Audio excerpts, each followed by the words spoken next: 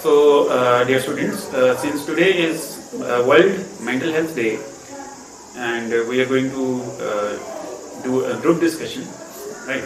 So that we can deeply understand the meaning of mental health and how to improve it. All right.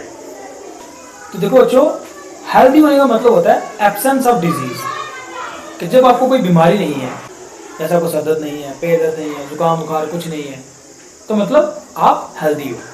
Healthy का means absence of disease. But कभी कभी क्या होता है ना, ये जो डिजीज हैं जो कॉमनली हमें पता होती हैं, कभी कभी क्या होता है कि ये तो नहीं होती हैं इंसान को, बट फिर भी वो हेल्दी नहीं होता है।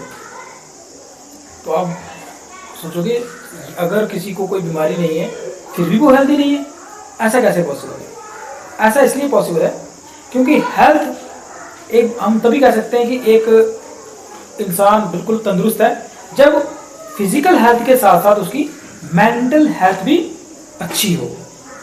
सर, ये मेंटल हेल्थ क्या होती है? देखो बच्चों, मेंटल हेल्थ को अगर आप वर्ड्स को देखें तो इसमें दो वर्ड्स हैं, एक मेंटल है और एक हेल्थ है। जैसा कि सर ने बताया कि हेल्थ क्या हुआ, एब्सेंस ऑफ एनी डिजीज। लेकिन अगर हम मेंटल को देखें, मेंटल वर्ड जो है that means related to the brain, जो हमारे दिमाग से रिलेटेड है। दैट मीन्स कि मेंटल हेल्थ क्या हुई कि हमारे दिमाग में कोई बीमारी नहीं है। दिमाग में भी कोई बीमारी हो सकती है, कुछ बीमारी हो सकती है। हाँ, ढेर सारी बीमारियां ऐसी हैं जो रिलेट करती हैं माइंड से।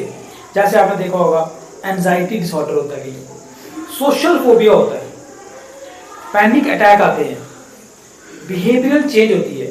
तो ये सब चीजें माइंड से रिलेट करती हैं, ये चीजें। और ये डिसऑर्डर है, अगर किसी को एंजाइटी का डिसऑर्डर है तो ये तो एक बीमारी है। अगर कोई डिप्रेशन में है तो डिप्रेशन एक बीमारी है। सर, आपने बोला था कि पैनिक अटैक, ये क्या अटैक ही जैसा होता है क्या? नहीं, देखो पैनिक अटैक बेसिकली क्या है, कभी कोई हाई प्रेशर सिचुएशन में जब इंसान आ जाता है, जैसे आपके पास 5 मिनट बचे हैं लेकिन आपने 10 मिनट दूर जाना है, ठीक है, स्कूल पहुंचने की कोशिश कर रहे हो, 10 ही मिनट बचे हैं लेकिन आपको अभी पता है कि आधा घंटा लगने वाला है। तो इस सिचुएशन में क्या होगा, आपके दिमाग पर बहुत ज़्यादा प्रेशर पड़ेगा, ठीक है। तो इस प्रेशर की वजह से इंसान जो है अगर उसको हैंडल कर लेता है तो कोई बात नहीं, लेकिन कई बार क्या होता है हम उसको हैंडल नहीं कर पाते, ठीक है। तो उस सिचुएशन में क्या होगा, हम बहुत ज़्यादा एग्रेसिव हो सकते हैं, हमें गुस्सा आ सकता है, चीखना चिल्लाना शुरू कर देंगे, चीज़ें उठा के पटकना शुरू कर देंगे। कई बार ऐसा होता है, आपके घरों में भी होता होगा, ठीक है। तो इस सिचुएशन को क्या बोलते हैं हम, पैनिक अटैक। मुझे बहुत गुस्सा आता है, कुछ खाने का मन नहीं करता, ये भी क्या मेंटल डिसऑर्डर की निशानी है? हाँ बच्चे, बिल्कुल, क्योंकि इसमें एक डिसऑर्डर ये भी है कि ईटिंग हैबिट्स बंदे की जो है ना वो चेंज हो जाती है। कभी कभी क्या होता है, डिप्रेशन आने की वजह से या कोई ऐसा, जैसे सर ने बोला पैनिक अटैक जब आते हैं बंदे को, उस सिचुएशन में भी क्या होता है कि आप या तो ओवर ईटिंग करना स्टार्ट कर देते हैं या तो बिल्कुल ही खाना बंद कर देते हैं। तो ये आपकी मेंटल हेल्थ से ही रिलेटेड है। आपके ये एक मेंटल डिसऑर्डर है जिसकी वजह से फिर आपकी फिजिकल हेल्थ इफेक्ट होना शुरू होती है ना। अब आप कुछ खाओगे नहीं तो बॉडी को एनर्जी कहाँ से मिलेगी? तो जब एनर्जी नहीं मिलेगी तो आपकी जो फिजिकल स्ट्रेंथ थी वो कम होना शुरू हो गई। बट ये कम हुई कैसे? इसके पीछे का कारण मेंटल डिसऑर्डर। तो जी बिल्कुल होता है, जैसे कि सर ने आपको बताया कि एक ईटिंग डिसऑर्डर जिसमें इंसान बहुत कम खाना खाता है या खाना छोड़ ही देता है, उसको बोलते हैं एनोरेक्सिया, ठीक है। तो अगर इंसान बहुत ज़्यादा खाए, ठीक है, इसमें खासकर कि मीठी चीज़ें खाने का बहुत ज़्यादा मन करता है और वो बार बार खाता रहता है और इतना ज़्यादा खाता है कि बहुत ज़्यादा उसका वेट बढ़ जाता है और वो फिजिकली मूव भी नहीं कर पाता है, ठीक है, बेड रिडन हो जाता है। तो इस बीमारी को बोलते हैं नर्वोसा, इस बीमारी को बोलते हैं बुलिमिया नर्वोसा, ठीक है। और ये भी बहुत ज़्यादा डिस्ट्रप्टिव है और इंसान जो है अपनी ज़िंदगी में कुछ कर ही नहीं पाता, वो घर से बाहर भी नहीं निकल पाता है। इस बीमारी में क्या होता है, कुछ लोग तो 400 किलो के भी हो जाते हैं, ठीक है। तो इस सिचुएशन में आप खुद ही सोच सकते हो, इंसान चल भी नहीं पाएगा, उसको बिस्तर पे ही पूरा दिन रहना पड़ेगा, पूरा दिन खाता रहेगा बिस्तर पे ही।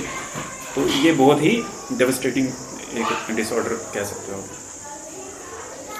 तो देखिए, जैसा सर भी बोल रहे हैं कि कैसे आपकी मेंटल स्टेट आपकी फिजिकल हेल्थ को इफेक्ट कर रही है ना। आपके जो मेंटल डिसऑर्डर होते हैं ये mental disorder at the end of day किसको इफेक्ट करने वाले हैं? आपकी फिजिकल हेल्थ को जो है वो खराब करने वाले हैं। और अगर इनका लेवल काफ़ी ज़्यादा है तो डिप्रेशन में आप जा सकते हैं। और अगर डिप्रेशन बढ़ता गया तो जैसा मैंने आपको शुरू में ही बोला था कि सुसाइड तक के नौबत आ जाती है। तो इसीलिए सिर्फ फिजिकल जो बीमारियां होती हैं सिर्फ उसी से ही वही सिर्फ डेथ का कारण नहीं बनती है। कुछ क्रोनिक डिजीज होती है जिससे हम कहते हैं यार ये कैंसर हो गया, इससे इंसान की मौत हो जाएगी, इसको लीवर इसका खराब हो गया, इसकी वजह से इसकी डेथ हो गई। लेकिन अगर आपका लीवर, आपका हार्ट, आपकी किडनी सब कुछ सही है, लेकिन अगर आपका मेंटल स्टेट अगर ठीक नहीं है तो वो भी डेथ का कारण बन सकती है।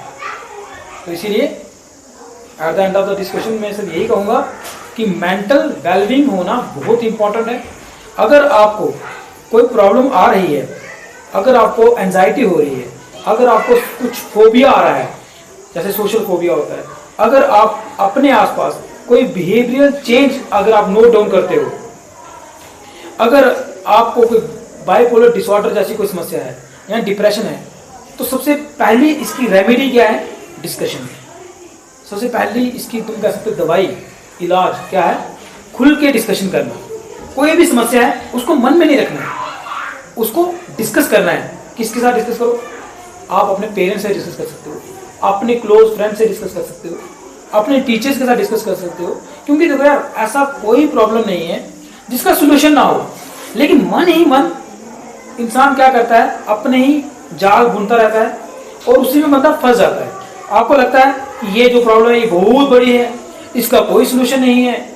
तो ऐसा सोच सोच के आप अपनी मेंटल कंडीशन भी खराब करोगे, उसकी वजह से आपकी हेल्थ भी खराब होगी और आप कुछ प्रोडक्टिविटी, कुछ अच्छा सोसाइटी के लिए कुछ कर भी नहीं पाओगे, है ना। आप अच्छा तो तब करोगे ना जब आपकी हेल्थ अच्छी होगी। तो इसीलिए for the wellbeing of the society, for the wellbeing of human being और for the wellbeing of yourself, आपकी मेंटल हेल्थ अच्छी होना बहुत ही जरूरी है।